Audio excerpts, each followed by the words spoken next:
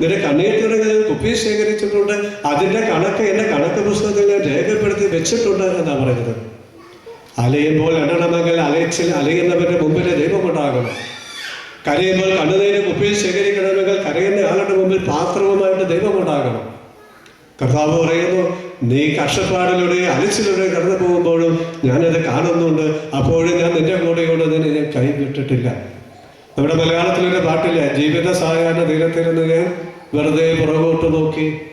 എപ്പോഴെങ്കിലും അറിയാവുന്ന പാട്ടൊന്നുമല്ല കേട്ടോ. അപ്പൊ ഞാൻ കഷ്ടപ്പാടിലൂടെ കടന്നു പോകുന്നിടം വരെ 2 കാൽപ്പാടുകൾ, 4 ആളുടെ കാൽപ്പാട് കണ്ടിരുന്നു. ഒന്ന് എൻ്റേതും ഒന്ന് നിൻ്റേതും. പക്ഷെ ഞാൻ സകലത്തിലൂടെ കടന്നു പോയപ്പോൾ ആകെ 2 കാൽപ്പാടേ ഉള്ളൂ. ദൈവമേ, നീ അപ്പൊ എന്നെ വിട്ടിട്ട് പോയില്ലേ? ആ സങ്കടം പറയുന്നത്. അപ്പൊ കർത്താവ് പറയാ, ഇല്ല, ആ കാൽപ്പാട് നിന്റേതല്ല, എൻ്റെതാണ്. നീ സകലത്തിലൂടെ കടന്നു പോയപ്പോൾ നിന്നെ ഞാൻ എൻ്റെ തോളിൽ വഹിക്കുകയായിരുന്നു. 2 കാൽപ്പാട് നിന്റേതല്ല, എൻ്റെതാണ്. ആ പാട്ട്.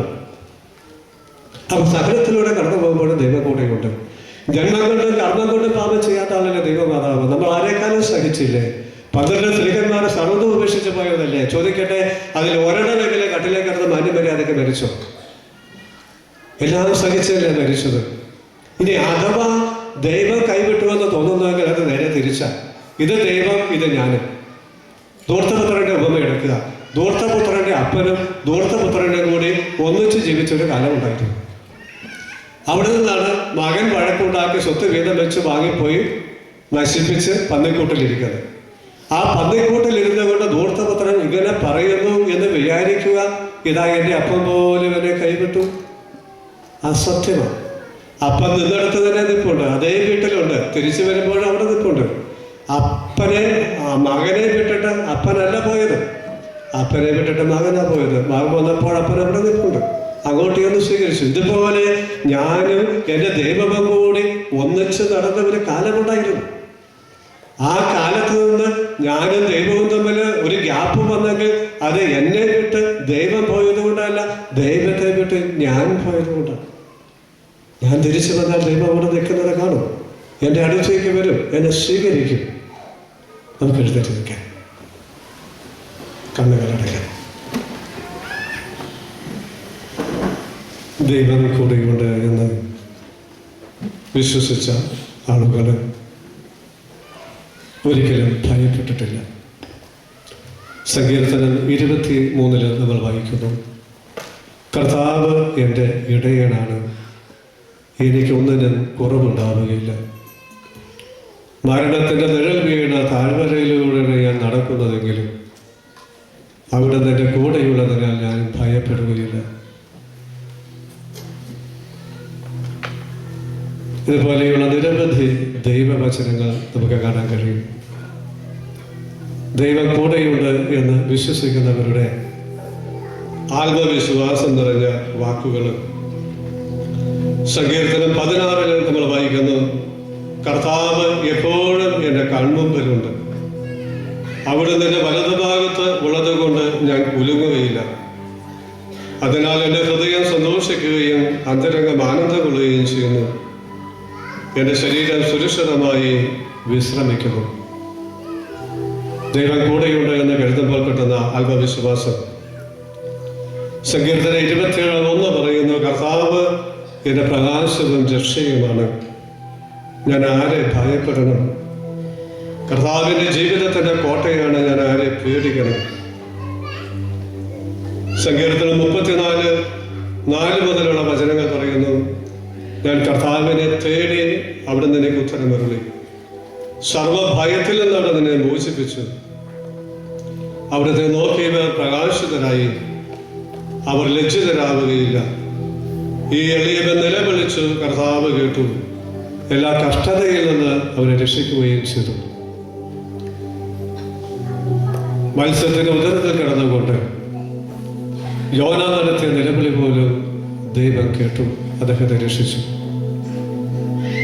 പ്രിയപ്പെട്ടവരെ, നമ്മൾ സഹനത്തിലൂടെ കടന്നു പോകുമ്പോഴും ആരും നമ്മളെ മനസ്സിലാക്കുമ്പോഴും തെറ്റിദ്ധരിക്കുമ്പോഴും കുറ്റം വിധിക്കുമ്പോഴും നമ്മളെ സ്നേഹിച്ചുകൊണ്ട് നമ്മളെ സഹായിച്ചുകൊണ്ട് നമ്മളോടൊപ്പം നിൽക്കുന്ന ഒരു ദൈവം നമുക്കുണ്ട്. കണ്ണുകൾ അടച്ചുകൊണ്ട് ദയവായിട്ട് എല്ലാവരും ഒന്ന് കരങ്ങൾ തുറന്നു പിടിക്കാമോ? കണ്ണുകൾ അടച്ചുകൊണ്ട് 2 കരങ്ങളും എല്ലാവരും ഒന്ന് മുന്നിൽ തുറന്നു പിടിക്കാമോ? ഞാൻ നിന്നെ അനാഥയുമായി വിടുകയില്ല എന്ന് പറഞ്ഞ കർത്താവിൻ്റെ തിരു സാന്നിധ്യത്തിന് മുമ്പിലാണ് ഞാൻ നിൽക്കുന്നത്. നമുക്ക് ഓർത്ത് നോക്കാം, നമുക്ക് ഈ അനാഥത്വം തോന്നിയത് എപ്പോഴാണ്? ഈ അനാഥത്വ ചിന്ത നമുക്ക് തന്നത് ആരാണ്? ശത്രുക്കളാണോ? അപരിചിതരാണോ? അന്യരാണോ? അല്ല, എനിക്ക് ഏറ്റവും വേണ്ടപ്പെട്ട വ്യക്തികളാണ് എനിക്ക് ഈ അനാഥത്വത്തിൻ്റെ ചിന്ത, എനിക്ക് ആരുമില്ലല്ലോ എന്ന വിഷമം എനിക്ക് തന്നത്. ഭർത്താവ് എന്ന നിലയ്ക്ക് ഒരു മനുഷ്യർ ഏറ്റവും കൂടുതൽ അനാഥത്വത്തിന് വേദന അനുഭവിക്കുന്നത് ഭാര്യയുടെ ചില പെരുമാറ്റങ്ങളും വാക്കുകളും മൂലമാണ്. ഭാര്യ എന്ന നിലയ്ക്ക് ഒരു സ്ത്രീ ഏറ്റവും കൂടുതൽ എനിക്ക് ആരുമില്ലല്ലോ എന്ന് ചിന്തിച്ചു പോകുന്നത് ഭർത്താവിന്റെ ചില പെരുമാറ്റങ്ങളും വാക്കുകളും വഴിയാണ്. എനിക്ക് ആരുമില്ലല്ലോ എന്ന് ചില മക്കൾ ചിന്തിച്ചു പോകുന്നത് മാതാപിതാക്കളുടെ ചില പെരുമാറ്റങ്ങളും വാക്കുകളും വഴിയാണ്. മക്കളുണ്ടായിട്ട് മക്കളുടെ കൂടെ കഴിഞ്ഞിട്ട് ചില മാതാപിതാക്കൾ അനാഥരെ പോലെ ജീവിക്കുന്നത് മക്കളുടെ പെരുമാറ്റത്തിന്റെ പ്രത്യേകത കൊണ്ടാണ്. അപ്പൊ നമുക്ക് ഏറ്റവും വേണ്ടപ്പെട്ടവരാണ്, ആർക്ക് വേണ്ടി നമ്മൾ ജീവിതം സമർപ്പിച്ചുവോ അവരാണ് നമുക്ക് ഈ അനാഥത്വത്തിന് വേദന തന്നത്. നിങ്ങളുടെ നാട്ടിലുള്ളവരെ ഒരുപാട് സഹായിച്ചു, നിങ്ങളുടെ മാതാപിതാക്കളെ, നിങ്ങളുടെ സഹോദരങ്ങളെ, ഇളയവരെ പഠിക്കാൻ, വീടുണ്ടാക്കാൻ, വിവാഹം കഴിച്ചേക്കാൻ ഒരുപക്ഷെ അവർ തന്നെയല്ലേ നിങ്ങൾക്ക് ഏറ്റവും കൂടുതൽ വിഷമം തന്നത്? നിങ്ങളെ മൈൻഡ് ചെയ്യാതെ പോയത് അവരല്ലേ? നിങ്ങളുടെ നിസ്സാരമായ ഒരു വാക്കോ പ്രവൃത്തിയോ വെച്ച് നിങ്ങളോട് വലിയ പരുഷമായിട്ട് പെരുമാറിയത് അവരല്ലേ? നിങ്ങൾ ചെയ്തു കൊടുത്തതെല്ലാം മറന്നിട്ട് നിങ്ങളോടൊരു നന്ദിയില്ലാതെ പെരുമാറിയത് അവരല്ലേ? ഒരുപക്ഷെ വിവാഹം കഴിച്ച് നിങ്ങളിവിടെ വന്ന് ജോലി സമ്പാദിച്ച് പിന്നീട് പോയി കല്യാണം കഴിച്ച് ജീവിത പങ്കാളിയെ ഇവിടെ കൊണ്ടുവന്ന് ഒരുപാട് കഷ്ടപ്പെട്ട് ഒരു സെറ്റപ്പൊക്കെ ആക്കി. പക്ഷെ നിങ്ങളെ കാരണം ഇവിടെ എത്തിപ്പെട്ട നിങ്ങളുടെ ജീവിത പങ്കാളിയെങ്കിലും നിങ്ങളെ മനസ്സിലാക്കിയിട്ടുണ്ടോ? നിങ്ങളുടെ കൂടെ എപ്പോഴും നിന്നിട്ടുണ്ടോ? തളർന്നപ്പോൾ ഒരു ശക്തിയായിട്ടുണ്ടോ? കരഞ്ഞപ്പോൾ ഒന്ന് കണ്ണുനീര് തുടച്ചു തന്നിട്ടുണ്ടോ? അതുപോലെ കണ്ണുനീരിന് കാരണം ഉണ്ടാക്കുകയാണോ ചെയ്തത്? അധ്വാന ഭാരം കൊണ്ട്, മനപ്രയാസം കൊണ്ട്, മറ്റൊരു പ്രതിസന്ധികളെ തളർന്നപ്പോൾ ജീവിത പങ്കാളിയുടെ കരം ഒന്ന് താങ്ങി നിർത്താനായിട്ട്, വീണ് പോകാതെ താങ്ങി നിർത്താൻ നിങ്ങളുടെ നേരെ നീണ്ടു വന്നു. പ്രശ്നത്തിൽ പ്രതിസന്ധിയിൽ വീണ് പോയപ്പോൾ പോട്ടെ സാരമില്ല, ഞാൻ കൂടെയുണ്ട് എന്ന് പറഞ്ഞ് എഴുന്നേൽപ്പിക്കാൻ നിങ്ങളുടെ ജീവിത പങ്കാളിയുടെ കരം നിങ്ങളുടെ നേരെ നീണ്ടു വന്നു? ഇല്ല, പലപ്പോഴും വന്നില്ല, ചിലപ്പോൾ വരികയും ചെയ്തു. അത് എൻ്റെ ജീവിത പങ്കാളി പോലും, എൻ്റെ ഭർത്താവ് പോലും, എൻ്റെ ഭാര്യ പോലും, എൻ്റെ മാതാപിതാക്കൾ പോലും, എൻ്റെ മക്കൾ പോലും, എൻ്റെ കൂടപ്പിറപ്പുകൾ പോലും, ഞാൻ പണം കൊണ്ടും അധ്വാനം കൊണ്ട് സഹായിച്ചവർ പോലും, ജീവിതം രക്ഷപ്പെടുത്തിയവർ പോലും എൻ്റെ ദൈവമേ എന്നെ മനസ്സിലാക്കുന്നില്ല, എൻ്റെ വിഷമങ്ങളെ കാണുന്നില്ല, എൻ്റെ കണ്ണുനീര് കാണുന്നില്ല, എൻ്റെ തളർച്ച കാണുന്നില്ല. ഈ അവസ്ഥയിലൂടെയാണ് എൻ്റെ ജീവിതം കടന്നു പോകുന്നത്. കർത്താവെ, ഭാര്യയോടായിട്ടും അനാഥത്വം അനുഭവിക്കുന്ന ഒരു ഭർത്താവാണ് ഞാൻ. ഭർത്താവോടായിട്ടും ആരുമില്ലല്ലോ എന്ന് ചിന്തിക്കുന്ന ഒരു ഭാര്യയാണ് ഞാൻ. മക്കളോടായിട്ടും അനാഥത്വം അനുഭവിക്കുന്ന ഒരു പാവപ്പെട്ട അപ്പനും അമ്മയുമാണ് ഞാൻ. കർത്താവെ, എൻ്റെ അടുത്തേക്ക് വരണമേ. കർത്താവെ, എൻ്റെ അടുത്തേക്ക് വരണമേ. എൻ്റെ ദുഃഖങ്ങൾ എടുത്തു മാറ്റണമേ. എനിക്ക് ആരുമില്ലല്ലോ എന്ന ചിന്തയിനെ നിങ്ങൾ എടുത്തു മാറ്റണമേ. മറ്റാർക്കും തരാൻ കഴിയാത്ത വലിയ സ്നേഹം കൊണ്ട്, പ്രത്യാശ കൊണ്ട്, സാന്ത്വനം കൊണ്ട് എൻ്റെ മനസ്സിനെ നിറയ്ക്കണമേ എന്ന് പ്രാർത്ഥിക്കുന്നു. കർത്താവെ, അവിടുന്ന് പറഞ്ഞു, അമ്മയെ പോലെ ഞാൻ നിന്നെ ആശ്വസിപ്പിക്കും, അമ്മയെ പോലെ ഞാൻ നിന്നെ ആശ്വസിപ്പിക്കും. എന്നാൽ കർത്താവെ, ഞാൻ പ്രാർത്ഥിക്കുന്നു, അവിടുന്ന് അമ്മയേക്കാൾ അധികമായി ഞങ്ങളെ ആശ്വസിപ്പിക്കണമേ. എന്നാൽ കർത്താവെ, സ്വന്തം അമ്മയാൽ പോലും മുറിവേറ്റവരുമുണ്ട്. അതുകൊണ്ട് അമ്മയേക്കാൾ അധികമായി അവിടുന്ന് ആശ്വസിപ്പിക്കണമേ എന്ന് പ്രാർത്ഥിക്കുന്നു. കണ്ണുകൾ അടച്ചും കരങ്ങൾ തുറന്നും പിടിച്ചുകൊണ്ട് നിശബ്ദതയിൽ നമുക്ക് നമ്മുടെ എല്ലാ മുറിവുകളെയും വേദനകളെയും കർത്താവിനെ സമർപ്പിച്ച സൗഖ്യത്തിന് വേണ്ടി പ്രാർത്ഥിച്ചുകൊണ്ടിരിക്കാം. ഈ സമയത്ത് ഒരു ഗാനം ആലപിക്കും. നമ്മളാരും ആ പാട്ട് കൂട്ടത്തിൽ പാടുന്നില്ല. അതിലെ ആശയങ്ങൾ ശ്രദ്ധിച്ചുകൊണ്ട് അതിനോട് ചേർന്നുകൊണ്ട് കർത്താവിനോട് പ്രാർത്ഥിക്കുക മാത്രം ചെയ്യുക. കണ്ണുകൾ അടച്ച് കരങ്ങൾ തുറന്നു പിടിച്ചുകൊണ്ട്. പ്രിയപ്പെട്ടവരെ, നമുക്ക് ഇസ്രായേൽക്കാർ ഈജിപ്തിൽ എത്തിയത് എങ്ങനെയാണെന്ന് ബൈബിൾ വായിച്ച് കേട്ടറിവുണ്ട്. യാക്കോബിൻ്റെ ഇളയ മകനായ ജോസഫിനെ അസൂയ മൂത്ത സഹോദരന്മാർ ഈജിപ്തിലെ കച്ചവടക്കാർക്ക് വിറ്റു. അവർ ജോസഫിനെ വാങ്ങിക്കൊണ്ടുപോയി ചന്തയിൽ അടിമയാക്കി വിറ്റു. വാങ്ങിയത് ഫറവോയുടെ സൈന്യാധിപൻ പൊത്തിഫർ ജോസഫിനെ വീട്ടിൽ കൊണ്ടുവന്ന് അടിമയാക്കി ജോലി ചെയ്യിക്കുകയാണ്. അവിടെ നിന്നാണ് ജോസഫ് ഫറവോയുടെ ഭക്ഷ്യധാന കലവറയുടെ ചുമതലക്കാരനായിട്ട് മാറിയത്. അങ്ങനെ ഇരിക്കുമ്പോൾ ഇസ്രായേലിൽ ക്ഷാമമുണ്ടായപ്പോൾ ഭക്ഷണം വാങ്ങാൻ ജോസഫിൻ്റെ സഹോദരന്മാർ ഈജിപ്തിലെത്തി. പിന്നീട് ജോസഫും അവരും തമ്മിൽ പരസ്പരം തിരിച്ചറിഞ്ഞു. അപ്പനെ കൂടി കൂട്ടിക്കൊണ്ട് വന്ന് അവർ അവിടെ താമസം തുടങ്ങി. 53 പേരെന്നാണ് എൻ്റെ ഓർമ്മ. ആ 53 ഇസ്രായേൽക്കാർ വർദ്ധിച്ച് പെരുകി 450ഓളം വർഷങ്ങൾ കൊണ്ട് ലക്ഷക്കണക്കിന് ജനങ്ങളായിട്ട് മാറി. അവിടെ ഒരു പ്രബല ശക്തിയായി. അപ്പോൾ ഇവരുടെ ചരിത്രം അറിയത്തില്ലാതിരുന്ന പിന്നീട് വന്ന ഫറവോമാർ ഇസ്രായേൽക്കാരെ പീഡിപ്പിക്കാൻ തുടങ്ങി, അടിമപ്പണി ചെയ്യിക്കാൻ തുടങ്ങി. അങ്ങനെ അവർ എണ്ണത്തിൽ കുറയുവാൻ വേണ്ടി. പക്ഷെ അപ്പോൾ അവരുടെ എണ്ണം പെരുകിക്കൊണ്ടിരുന്നു. അപ്പോഴാണ് ദൈവം മോശയെ ഈജിപ്തിലേക്ക് പറഞ്ഞയച്ചത്. ഈജിപ്തിലുള്ള എൻ്റെ ജനത്തിൻ്റെ നിലവിളി ഞാൻ കേട്ടു. അവരെ അവിടുന്ന് രക്ഷിക്കുവാൻ ഞാൻ ആഗ്രഹിക്കുന്നു. നീ അതുകൊണ്ട് ഈജിപ്തിൽ പോയി എൻ്റെ ജനത്തെ മോചിപ്പിച്ചു കൊണ്ടുവരിക. മോശ ഒരുപാട് ഒഴിഞ്ഞു മാറിയെങ്കിലും ദൈവം നിർബന്ധിച്ച് അദ്ദേഹത്തെ പറഞ്ഞയച്ചു. അങ്ങനെ മോശയുടെ നേതൃത്വത്തിൽ 10 അത്ഭുതങ്ങളെല്ലാം ചെയ്ത് ഇസ്രായേൽക്കാരെ ജനത്തെ മോചിപ്പിച്ച് വാഗ്ദാന നാട്ടിൽ കൊണ്ടുവന്നു.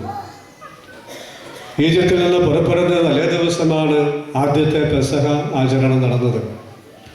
ഓരോരുത്തരും യാത്രയ്ക്കുള്ള ഒരുക്കങ്ങൾ നടത്തി കയ്യിൽ വടിയും പിടിച്ച് ആട്ടിൻകുട്ടിനെ കൊന്ന് അതിൻ്റെ രക്തം കട്ടിലിൽ മേൽ തളിച്ച് നിന്നുകൊണ്ട് അപ്പവും ആ ആട്ടിനെയും ഭക്ഷിച്ചു. പെട്ടെന്നാണ് സ്വർഗീയ ദൂതന്മാർ വന്ന് ഇസ്രായേൽക്കാരല്ലാത്തവരുടെ ആദ്യജാതരെ സംഹരിച്ചത്. ഭയപ്പെട്ട ഫറവോ പോകാൻ പറഞ്ഞു. അങ്ങനെ അവർ പുറപ്പെട്ടു. പിന്നീട് കർത്താവ് മോശ വഴി ഒരു കൽപ്പന കൊടുത്തു. നിങ്ങളെല്ലാ വർഷവും പെസഹ ആചരിക്കണം. അപ്പോൾ അതേ തുടർന്ന് എല്ലാ യഹൂദന്മാരുടെയും വീട്ടിൽ വർഷത്തിൽ ഒരിക്കൽ ഒരു പ്രത്യേക അനുസ്മരണം നടക്കും. ഒരിക്കലും വീട്ടിൽ ആ ഒരു ദിവസമല്ലാതെ അങ്ങനെ ഒരു ചടങ്ങില്ല. അതിതാണ് ഇപ്പോൾ നമ്മൾ വായിച്ച് കേട്ടതുപോലെ ആട്ടിൻകൂട്ടിനെ കൊന്ന് പുളിക്കാത്ത അപ്പമൊക്കെ ഭക്ഷിച്ച് തിന്നണം. ആടിൻ്റെ രക്തം വീടിൻ്റെ വാതിൽപ്പള്ളിയിൽ തളിക്കണം. ഇങ്ങനെയുള്ള കാര്യങ്ങൾ, അസാധാരണമായ കാര്യം ഒരു ദിവസം ചെയ്യും. ഈ ഒരു ദിവസം മാത്രം ഇത് ചെയ്യുമ്പോൾ പിള്ളേരൊക്കെ മാതാപിതാക്കളോട് ചോദിക്കും, ഇന്നെന്താ ഈ വീട്ടിലെ പ്രത്യേകത? എന്തിനാ നമ്മൾ ഇങ്ങനെയൊക്കെ ചെയ്യുന്നത്?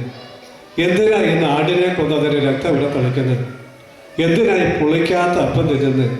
എന്തിനാണ് ഈ ആടിനെ ചുട്ടു തിന്നുന്നത്? എന്തുകൊണ്ട് ആ വടിയും പിടിച്ചുകൊണ്ട് യാത്രയ്ക്കൊരുങ്ങി ഇത് ചെയ്യുന്നത്? ഇങ്ങനെ കുറേ ചോദ്യങ്ങൾ പിള്ളേരും മാതാപിതാക്കളോട് ചോദിക്കും. അപ്പം നിങ്ങളുടെ ചരിത്രം അവർക്ക് പറഞ്ഞു കൊടുക്കണം. നിങ്ങളുടെ പൂർവികര് എങ്ങനെയാണ് ഈജിപ്തിലെത്തിയത്, എങ്ങനെയാണ് അടിമകളായത്, ഫറവോ എങ്ങനെയാണ് പീഡിപ്പിച്ചത്, ദൈവം അവരുടെ നിലവിളി എങ്ങനെയാണ് കേട്ടത്, മോശയെ പറഞ്ഞയച്ചത്, മോശയുടെ നേതൃത്വം വിമോചിപ്പിച്ച് കൊണ്ടുവന്നത്, വഴിനീളെ സംരക്ഷിച്ച് ഈ വാഗ്ദാന നാട്ടിൽ കൊണ്ടുവന്ന് എങ്ങനെയാണ് നമ്മളെ കുടിയിരുത്തി ദൈവം സംരക്ഷിച്ചുകൊണ്ടിരുന്നത് എന്ന ചരിത്രം നിങ്ങൾ പറഞ്ഞു കൊടുക്കണം. അങ്ങനെ വരുന്ന തലമുറകൾക്ക് നമ്മളുടെ രക്ഷയുടെ ചരിത്രം, ദൈവം നമ്മുടെ ജീവിതത്തിൽ ഇടപെട്ട് നമ്മളെ വഴി നടത്തിയ ചരിത്രം നമുക്ക് പറഞ്ഞു കൊടുക്കാനായിട്ട് ഇങ്ങനെ ഒരു ദിവസം ഉണ്ടായെങ്കിലേ പറ്റും. അത് ഓർക്കാനും അടുത്ത തലമുറയെ പഠിപ്പിക്കാനും വേണ്ടിയാണ് നിങ്ങൾ അതേ പാറ്റേണിൽ പെസഹ ആചരിക്കണം എന്ന് ദൈവം പറഞ്ഞത്. ഇസ്രായേൽക്കാർ അത് കൃത്യമായിട്ട് അനുസരിക്കുകയും ചെയ്തിരുന്നു. നമുക്കറിയാമോന്ന് എനിക്കറിയില്ല, യഹൂദന്മാർക്ക് ലോകത്തെല്ലായിടത്തുമുള്ള യഹൂദന്മാർക്ക് ആകെപ്പാടെ ഒരു ദേവാലയമേ ഉണ്ടായിരുന്നുള്ളൂ, ജെറൂസലം ദേവാലയം. മറ്റു സ്ഥലങ്ങളിൽ സിനഗോഗുകളാണ് ഉള്ളത്. സിനഗോഗിൽ നടക്കുക, പഴയ നിയമം വായിക്കും, അതിൻ്റെ വ്യാഖ്യാനം പറഞ്ഞ് ആരെങ്കിലും പ്രസംഗിക്കും, പ്രാർത്ഥിക്കും. അല്ലാതെ ബലിയർപ്പണം ഇല്ല. ബലിയർപ്പണമുള്ളത് ആകെപ്പാടെ ജെറൂസലം ദേവാലയത്തിൽ. പെസഹ കാലത്ത് അതുകൊണ്ട് ലോകത്തിൻ്റെ എല്ലാ ഭാഗത്തുമുള്ള യഹൂദന്മാർ അവിടെ വരികയും കറയില്ലാത്ത ആടിനെ വാങ്ങിക്കൊണ്ട് പോവുകയും ബലിയർപ്പിക്കുകയൊക്കെ ചെയ്തിരുന്നു. ഒരു പെസഹ കാലത്ത് ജെറൂസലം ദേവാലയത്തിൽ തന്നെ ഏറ്റവും ചുരുങ്ങിയത് 1.5 ലക്ഷം ആടുകളെ കൊന്നിരുന്നുവെന്നാണ് കണക്ക്. ഓർക്കണം, ജെറൂസലം ദേവാലയത്തിൽ മാത്രം ഈ പെസഹ ദിവസത്തിൽ 1.5 ലക്ഷം ആടുകളെ കൊന്നിരുന്നു. ഈ പെസഹ കാലത്ത് ഏകദേശം 27 ലക്ഷത്തോളം യഹൂദന്മാർ ജെറൂസലം ദേവാലയത്തിൽ വന്നിരുന്നുവെന്നാണ് പറയുന്നത്. പിന്നെ വീടുകളിൽ കൊള്ളുന്ന ആടുകളൊക്കെ വേറെ. അങ്ങനെ ഇരിക്കുമ്പോഴാണ് ഈ യേശുവും സ്ലീഹന്മാരോട് നടക്കുമ്പോഴാണ് ഈ പെസഹായുടെ അനുസ്മരണ ദിവസം വന്നത്. ഇപ്പൊ സ്ലീഹന്മാർ ചോദിച്ചു, കർത്താവെ, ഞങ്ങൾ എവിടെ പെസഹ ഒരുക്കണം? അപ്പോൾ പറഞ്ഞു, നിങ്ങളിങ്ങനെ പോവുക, എന്നെ ആളെ വെള്ളം ചുമന്നുകൊണ്ട് വരുന്ന ആളെ കാണും, ഞങ്ങൾ എവിടെയാ പെസഹ ഒരുക്കേണ്ടതെന്ന് ചോദിക്കും, അവനൊരു 2ാം നില നിങ്ങൾക്ക് കാണിച്ചു തരും, അവിടെ പെസഹ ഒരുക്കുക. അങ്ങനെ അവിടെ പെസഹ ഒരുക്കിക്കൊണ്ടിരിക്കുമ്പോഴാണ് ഈശോ 3 കാര്യങ്ങൾ റീപ്ലേസ് ചെയ്തത്. അത് പഴയ നിയമത്തിലെ രക്ഷാകര ചരിത്രം, വരാനിരിക്കുന്ന യേശുവിലൂടെ നടക്കുന്ന രക്ഷാകര ചരിത്രത്തിൻ്റെ ഒരു സൂചന മാത്രമായിരുന്നുവെന്നും അവിടെ കൊല്ലപ്പെട്ട ആടുകളുടെ രക്തമല്ല, സാക്ഷാൽ യേശുക്രിസ്തുവിന്റെ രക്തമാണ് പാപമോചനത്തിന് കാരണമെന്നും ഈശോ അവരെ ബോധ്യപ്പെടുത്തി. 2ാമത് ഈശോ വിശുദ്ധ കുർബാന സ്ഥാപിച്ചു. 3ാമത് ഈശോ പൗരോഹിത്യം സ്ഥാപിച്ചു. 4ാമത് ഈശോ സ്ലീഹന്മാരുടെ പാദം കഴുകിക്കൊണ്ട് വിനയത്തിൻ്റെ ഒരു പുതിയ മാതൃക നൽകി. അന്ന് മുതൽ ക്രൈസ്തവരെ സംബന്ധിച്ചിടത്തോളം, അഥവാ യേശുവിൽ വിശ്വസിക്കുന്നവരെ സംബന്ധിച്ചിടത്തോളം, പെസഹ എന്ന് പറഞ്ഞാൽ മോശയുടെ നേതൃത്വത്തിൽ ഈജിപ്തിൽ നിന്നുള്ള ഇസ്രായേൽ ജനത്തിന്റെ വിമോചനത്തിന്റെ കഥയല്ല, യേശുക്രിസ്തുവിന്റെ ജനനവും മരണവും വഴി മനുഷ്യരെങ്ങനെ പാപത്തിന്റെ അടിമത്തിൽ നിന്ന് മോചിക്കപ്പെട്ടു എന്നതിന്റെ ചരിത്രമാണ് നമ്മൾ ഓർക്കുന്നത്. ഇപ്പൊ ഇസ്രായേൽക്കാർ തങ്ങളുടെ മക്കൾക്ക് ഈ മോശയുടെ നേതൃത്വത്തിലുള്ള അടിമത്തത്തിന്റെ കഥ പറഞ്ഞു കൊടുത്തിരുന്നു. മക്കൾ ചോദിക്കും, ഇന്നെന്താ നമ്മുടെ വീട്ടിലെ ആഘോഷം, എന്താണ് ഈ പ്രത്യേകത എന്ന് ചോദിക്കുമ്പോൾ മാതാപിതാക്കൾക്ക് ഈ ചരിത്രം അവരെ പറഞ്ഞ് പഠിപ്പിക്കാനൊരു അവസരമായിരുന്നു. സമാനമായ ഒരു അവസരം ഇന്നത്തെ മാതാപിതാക്കൾക്ക് കൈവന്നിരിക്കുക. ഒരിക്കലുമില്ലാത്ത ഒരു പ്രത്യേകത പെസഹ വ്യാഴാഴ്ച ഓരോ ക്രൈസ്തവ ഭവനത്തിലും ഉണ്ടാവുകയാണ്. അപ്പം ഉണ്ടാക്കുന്നു, പാലുണ്ടാക്കുന്നു, കുടുംബനാഥന് അത് മുറിക്കുന്നു, എല്ലാവർക്കും കൊടുക്കുന്നു, കഴിക്കുന്നു, അങ്ങനെ കുറേ കാര്യങ്ങളൊക്കെ. ഇത് കൊല്ലത്തിൽ ഒരിക്കലേ വീട്ടിലുള്ളൂ. ഒന്നാമത് ഇന്നത്തെ മക്കൾ ഇതെന്നാന്ന് ചോദിക്കുമെന്ന് എനിക്ക് അറിയില്ല. ചോദിച്ചില്ലെങ്കിൽ കൂടി മാതാപിതാക്കള് ഈ അപ്പം മുറിക്കൽ ശുശ്രൂഷ നടത്തുന്നതിന് മുമ്പ് ഈ ചരിത്രം ഒരു 10 മിനിറ്റ് എടുത്ത് മക്കൾക്ക് ദയവായിട്ട് ഒന്ന് പറഞ്ഞു കൊടുക്കുന്ന ഒരു ശീലം ഉണ്ടാക്കണം. മക്കളെ, നമ്മുടെ വീട്ടിൽ കൊല്ലത്തിൽ ഒരിക്കൽ മാത്രമല്ലേ ഇങ്ങനെ ചടങ്ങുള്ളൂ, മറ്റൊരിക്കലും ഇല്ലല്ലോ. എന്താണ് ഈ ചെയ്യുന്നതിൻ്റെ അർത്ഥം നിങ്ങൾക്ക് അറിയാമോ? ഇല്ലെങ്കിൽ അതിൻ്റെ ചരിത്രം ഞാൻ പറഞ്ഞു തരാം, നമുക്ക് കേൾക്കാം എന്നെല്ലാം പറഞ്ഞ് എല്ലാവരും കൂടെ ഇരുന്ന് കുടുംബനാഥനല്ലേ, കുടുംബനാഥ ആർക്കാണ് കൂടുതൽ സംസാരിക്കാൻ പറ്റുന്ന അവര്, പറ്റുമെങ്കിൽ കുടുംബനാഥൻ തന്നെ. ഈ യേശുക്രിസ്തു തൻ്റെ സഹനവും മരണവും വഴി നമ്മളെ രക്ഷിച്ചതിൻ്റെ, വിശുദ്ധ കുർബാന സ്ഥാപിച്ചതിൻ്റെ, പൗരോഹിത്യം സ്ഥാപിച്ചതിൻ്റെ, എളിമയുടെ പാഠം പഠിപ്പിച്ചതിൻ്റെയൊക്കെ ഒരു സംഗ്രഹം കുട്ടികൾക്ക് പറഞ്ഞു കൊടുക്കുക. നമുക്കറിയാം, ഏറ്റവും നല്ല വിദ്യാഭ്യാസം എന്ന് പറയുന്നത് പാഠപുസ്തകങ്ങളല്ല, ചെയ്ത് കണ്ട് അനുഭവിക്കുന്നത്. ഇപ്പം ഈ ധ്യാനത്തിൽ തന്നെ നമ്മൾ നിങ്ങൾ ഇത്രയും പേര് വന്നു, ഈ കരിവിരാ നടക്കുന്ന പിള്ളേരെ കൊണ്ട് നിങ്ങൾ വന്നു, അവർ ഒച്ചമേളൊക്കെ ഉണ്ടാക്കിയാൽ പോലും മറ്റൊരു വിധത്തിലും കൊടുക്കാൻ കഴിയാത്ത വലിയൊരു ട്രെയിനിങ് നിങ്ങൾ അവർക്ക് കൊടുക്കുക. ധ്യാനം എന്താണ് അവർ പഠിക്കുക, പ്രാർത്ഥന എന്താണെന്ന് അവർ പഠിക്കുക, കാലുകളിലെല്ലാം അവർ മനസ്സിലാക്കുക. ഒരുപാട് ആത്മീയമായ ഒരു ട്രെയിനിങ് അവർക്ക് കിട്ടുക. അപ്പം ഇതുപോലെ ഒന്ന് വീട്ടിൽ നമുക്ക് ചെയ്യാൻ പറ്റും.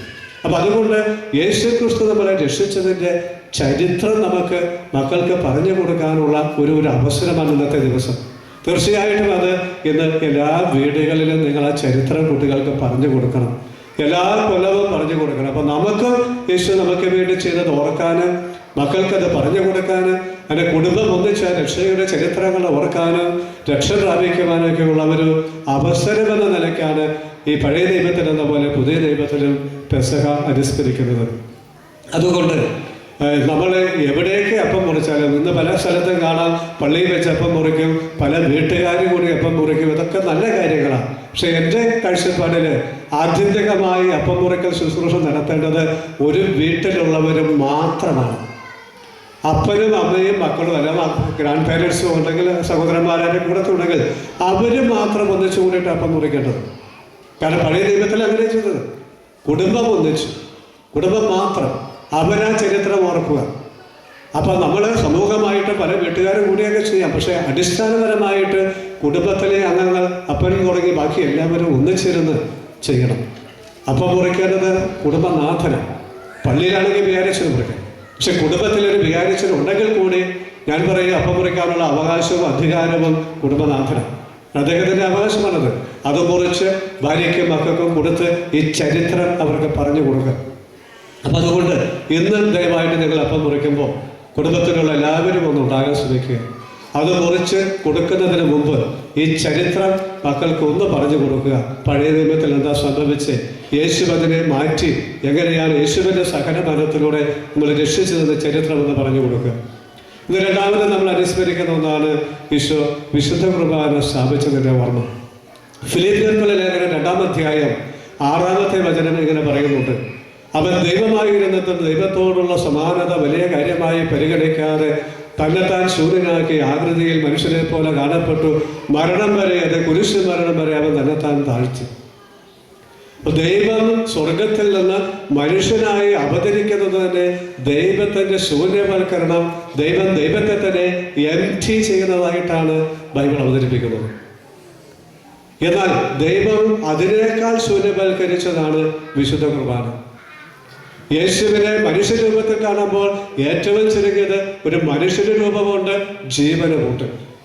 എന്നാൽ ഓസ്തിയുടെ രൂപത്തിൽ യേശുവിനെ കാണുമ്പോൾ അതൊരു നിർജീവ വസ്തുവായിട്ടാണ്. മനുഷ്യരൂപവുമില്ല, ജീവനുള്ളതാണെന്ന് പോലും തോന്നത്തില്ല. അത്രയും അവസ്ഥയിലേക്ക് അത് താഴ്ന്നു. ഞാൻ പറയും, അതിനേക്കാൾ യേശു താഴ്ന്ന ഒന്നാണ് ഈ ദിവ്യകാരുടെ സ്വീകരണത്തിൽ യേശു നമ്മുടെ വായിലേക്ക് വരുന്നു എന്നുള്ളത്. ഞാൻ ലളിതമായ ഒരു ഉദാഹരണം പറയാം. എൻ്റെ കയ്യിൽ ഇപ്പം സത്യം പറഞ്ഞാൽ എൻ്റെ പോക്കറ്റിൽ ഒരു മുട്ടായി കിടപ്പുണ്ട്. സത്യമാണ്.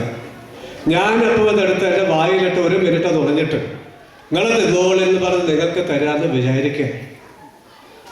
എൻ്റെ വായിലിട്ട് 1 മിനിറ്റ് തുടങ്ങിയിട്ട് നിങ്ങൾക്ക് ഞാൻ തരാം, നിങ്ങൾ തിന്നോളെന്ന് പറഞ്ഞ് തരാമെന്ന് വിചാരിക്കുക. ഉറപ്പ് ഞാൻ പറയാം, നിങ്ങൾ ആരും അത് വാങ്ങത്തുമില്ല, വായിലിടത്തില്ല. അഥവാ വാങ്ങിയാൽ തന്നെ ഒറ്റ ഏറെറിയും. ഒറ്റ കാരണമുള്ളൂ, അറപ്പ് കൊണ്ട്. എന്തിനാ അറപ്പ്? അതെൻ്റെ വായിലിട്ടതാണ്. എൻ്റെ വായിലിട്ടത് എന്താ പ്രശ്നം? എൻ്റെ വാ മുഴുവൻ അശുദ്ധി രോഗാണുക്കളാണ്. അത് മുഴുവൻ മുട്ടായെ പറ്റിയിരിക്കുന്നു. അതുകൊണ്ട് നിങ്ങൾക്ക് തൊടാനും അറപ്പാണ്, വായിലിടാനും അറപ്പാണ്. സത്യമാണല്ലോ. അങ്ങനെയാണ് ഞാൻ ചോദിക്കട്ടെ, ഈ പരമപരിശുദ്ധനായ ദൈവം ഈ പാപത്തിൻ്റെയും രോഗാണുക്കളുടെയും ഒക്കെ അശുദ്ധി നിറഞ്ഞ നമ്മുടെ വായിലേക്ക്, നമ്മുടെ കയ്യിലേക്ക്, നമ്മളിലേക്ക് ഈ വിശുദ്ധ കുർബാനയായി കടന്നു വരണമെങ്കിൽ ഈ സർവശക്തനായ ദൈവം, പരമപരിശുദ്ധനായ ദൈവം എന്തുമാത്രം താഴ്ത്തുകയാണ്.